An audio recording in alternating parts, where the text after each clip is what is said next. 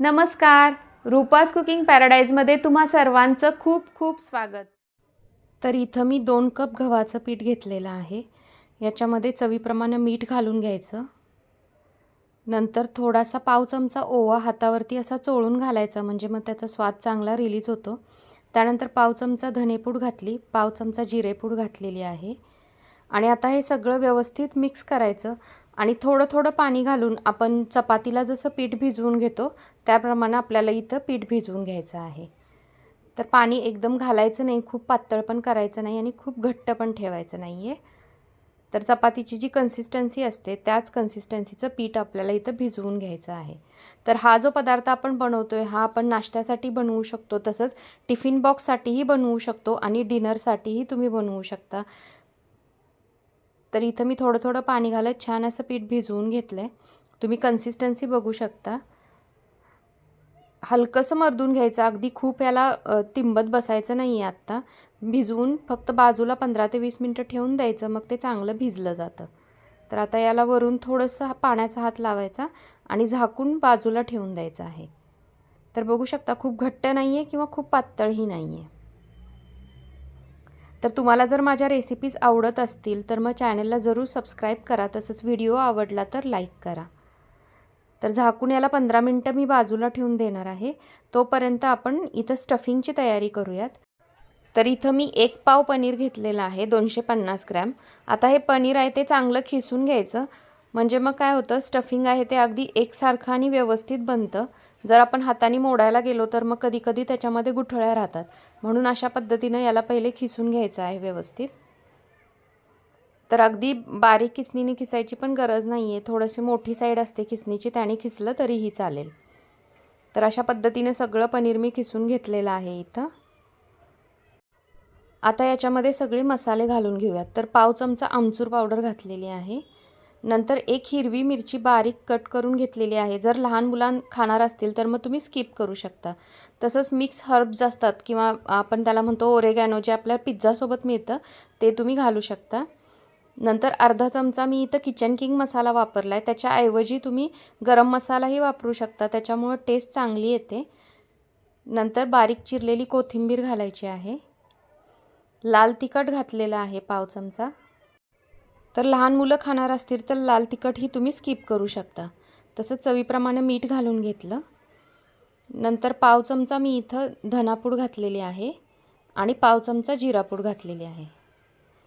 आता हे सगळं व्यवस्थित मिक्स करायचं आहे आणि पनीर जे आहे ते अगदी व्यवस्थित हाताने मॅश करायचं, मोडून घ्यायचं. त्याच्यातल्या ज्या गुठळ्या वगैरे राहिल्या असतील किंवा त्याचे जे आपण खिसल्यामुळे असे फ्लेक्स तयार झाले तेही अगदी व्यवस्थित मोडून एकसारखं असं हे स्टफिंग बनवून घ्यायचं. तर लक्षात ठेवा की हे स्टफिंग आहे ते खूप ओलसर नाही झालं पाहिजे, म्हणून आपण याच्यामध्ये आलं लसूण पेस्ट वगैरे असलं किंवा मिरची बारीक करून वापरलेली नाही आहे, कारण जर ते ओलं झालं तर मग ते वरून पिठामधून बाहेर येऊ शकतं. म्हणून अशा पद्धतीनं हे बघू शकता अगदी कोरडा आहे स्टफिंग. तर पाणी अजिबात याला लागलं नाही पाहिजे, अशा पद्धतीनं छान असं स्टफिंग बनवून घ्यायचं आहे. सगळं व्यवस्थित एकसारखं मिक्स करून घ्यायचं आहे. आता हे व्यवस्थित मिक्स झालं आहे तर याचे लागलीच आपण असे गोळे बनवून घेऊयात, कारण नंतर आपण ते पिठामध्ये भरताना परत पूर्ण हात वगैरे खराब होणार नाही आणि गोळ्याला वरून स्टफिंग जास्त लागणार नाही. म्हणून मग अशा पद्धतीनं आपण गोळे बनवून घेतले. तर 7 गोळे तयार झाले तिथं पाव किलो पनीरमध्ये माझे. आता हे आपण बाजूला ठेवूयात आणि आता कणिकही चेक करूयात. तर बघू शकता अगदी मस्त अशी कणिक भिजलेली आहे इथं. तर खूप सारी कणिक अशी तिंबायची गरज नसते, फक्त तुम्ही भिजवून ठेवली तर 15-20 मिनटानंतर अगदी छान भिजली जाते. नंतर 2 चमचे तेल घातलं याच्यावरती आणि आता या तेलामध्ये चांगली अशी मर्दून घ्यायची कणिक. तर अगदी व्यवस्थित एकसारखी करून घेऊयात इथं. तर आपण इथं छान असे पनीरचे पराठे बनवतोय, पण ते पराठे बनवत असताना बऱ्याचदा काय होतं स्टफिंग आतलं ओलं राहतं, त्याच्यामुळं पराठा फुटून त्याच्यातून बाहेर येतं. तर ज्या टिप्स सांगितल्या त्या सगळ्या फॉलो करा. कणिक ही बघू शकता अगदी मस्त अशी भिजली गेलेली आहे. तर पराठे तुम्ही नाश्त्याला बनवू शकता, तसंच टिफिन बॉक्सलाही बनवू शकता. गडबडीच्या वेळी अगदी 15 ते 20 मिनटामध्ये तुम्ही अगदी व्यवस्थित बनवू शकता हे पराठे. तसंच रात्रीच्या जेवणातही बाकीचं सगळं करायचा कंटाळा आला तर पटकन पनीर पराठे आणि त्याच्यासोबत दही किंवा मग सॉस कशाही सोबत तुम्ही सर्व करू शकता. तर इथं मी बघू शकता चपातीला आपण जसा उंडा बनवतो तसा बनवून घेतलेला आहे. आता याच्यामध्ये स्टफिंग भरून घ्यायचं आहे. तर पिठाचा थोडा हात घेतला मी, कोरडं पीठ घेतलं लावायला. आता याच्यामध्ये हे पनीरचा जो एक गोळा घ्यायचा, पहिले याची वाटी बनवून घ्यायची कणकेची अगदी छान अशी, जशी आपण मोदकाला बनवतो किंवा पुरणपोळीसाठी बनवतो उंडा करताना तशी. आता याच्यामध्ये पनीरचं जे स्टफिंग आपण बनवलं आहे त्याचा एक उंडा भरून घ्यायचा आहे. तर हा गोळा बनवल्यामुळं अगदी सोपं जातं असं स्टफिंग भरणं. आता हा उंडा व्यवस्थित सगळ्या बाजूनी सील करून घ्यायचा. हाताला चिकटत असेल तर थोडंसं पीठ घ्यायचं, म्हणजे मग व्यवस्थित उंडा भरता येतो. आणि व्यवस्थित सगळ्या बाजूनी छान सील करून घ्यायचं, म्हणजे मग पराठा जो आहे तो फुटणार नाही. तर बघू शकता अगदी मस्त असा उंडा मी इथं बनवून घेतलेला आहे. आता तो सील करून घेऊयात. आता सगळ्या बाजूनी याला पिठामध्ये बुडवून घ्यायचं व्यवस्थित. तर पीठ व्यवस्थित लावून घ्यायचं, म्हणजे मग पोळपाटालाही पराठा चिकटत नाही लाटताना. तर जी सील केलेली बाजू आहे ती खाली करायची कधी पण पराठा लाटताना. आणि वरून पहिले हाताने थोडंसं दाबून घ्यायचं, म्हणजे मग आतलं जे सारण आहे ते काटापर्यंत अगदी व्यवस्थित पसरलं जातं. आणि हलक्या हातानं असं गोल फिरवत छान लाटून घ्यायचं आहे. अगदी हलक्या हातानं लाटायचं, खूप जोर द्यायचा नाही, नाहीतर मग काय होतं आतलं जे सारण आहे ते बाहेर येतं. तर इथं बघू शकता सारण अगदी छान बनलेलं आहे आपलं, त्याच्यामुळं त्याच्यात गुठळ्या नसल्यामुळं ते बाहेर आलेलं नाही आहे किंवा पराठा फुटलेला नाही आहे. तर खूप पातळ पण पराठा इथं लाटायचा नाही आहे, पराठा हा हलकासा जाडच ठेवायचा आहे.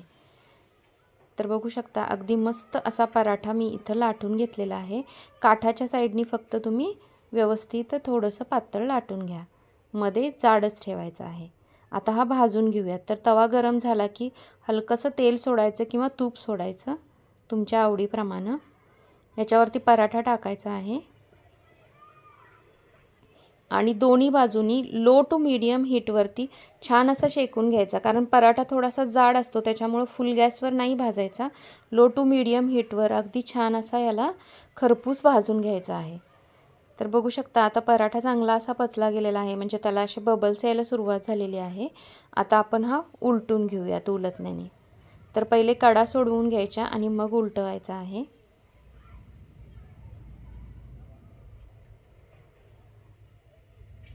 तर बघू शकता अगदी मस्त असा बनलेला आहे पराठा आणि छान असा फुगतोय तो इथे. तर वरून तुम्ही तेल लावू शकता, तूप लावू शकता किंवा बटरही लावू शकता तुमच्या आवडीप्रमाणे. तर अगदी छान टम्म फुगलेला गुबगुबीत असा पनीरचा पराठा आपला इथं तयार होत आहे. लो टू मीडियम हीटवरती याला छान खरपूस असं भाजून घेऊयात. तर लक्षात ठेवा की स्टफिंग जे आहे ते अजिबात ओलं नाही झालं पाहिजे, म्हणजे मग कोणताही पराठा असू देत, आलू पराठा बनवा तुम्ही किंवा पनीर पराठा बनवा, पराठ्यातून त्याचं स्टफिंग बाहेर येत नाही, ते कोरडं राहिलं पाहिजे. तर त्यामुळे जे ओले पदार्थ असतात की मिरची बारीक केली आपण मिक्सरला तर ती थोडीशी ओलसर होते, तर तसे पदार्थ शक्यतो वापरायचे नाहीत पराठा बनवताना. मिरची वगैरे घालताना ती चिरून घालायची. आता वरून मी थोडंसं याला बटर लावून घेतलेलं आहे. बटर ऑप्शनल आहे, असाच जरी खाल्ला तुम्ही तेल लावून तरीही छान लागतो हा पराठा. आणि याच्यामध्ये किचन किंग मसाला वापरला आहे, त्याच्यामुळं छान असा चटपटीत आणि टेस्टी होतो पराठा. तर तुम्हीही या पद्धतीनं जरूर बनवून बघा. तर बघा अगदी रंगही मस्त आणि सुरेख आलेला आहे पराठ्याला, छान असा खरपूस भाजून झालेला आहे. आणि बघू शकता अगदी खूप पातळ नाही आहे, खूप जाड नाही आहे, मस्त असा गुबगुबीत आणि टम्म फुगलेला पनीरचा पराठा. मुलं तर टिफिन अगदी फस्त करूनच येतात हा जर तुम्ही पराठा टिफिनला दिलात तर. तर इथं आपला छान असा पनीर पराठा तयार झाला. व्हिडिओ आवडला असेल तर लाईक करा, तसंच तुमच्या मित्रमैत्रिणींसोबत नक्की शेअर करा. आणि अजूनही चॅनलला सबस्क्राईब केलं नसेल तर सबस्क्राईब करून नोटिफिकेशन बेलवरती देखील क्लिक करा, म्हणजे अशा छान छान रेसिपीज तुम्हाला लगेच पाहता येतील. तर भेटूयात पुढच्या व्हिडिओमध्ये अशाच एखाद्या छानशा रेसिपीसोबत. तोपर्यंत बाय.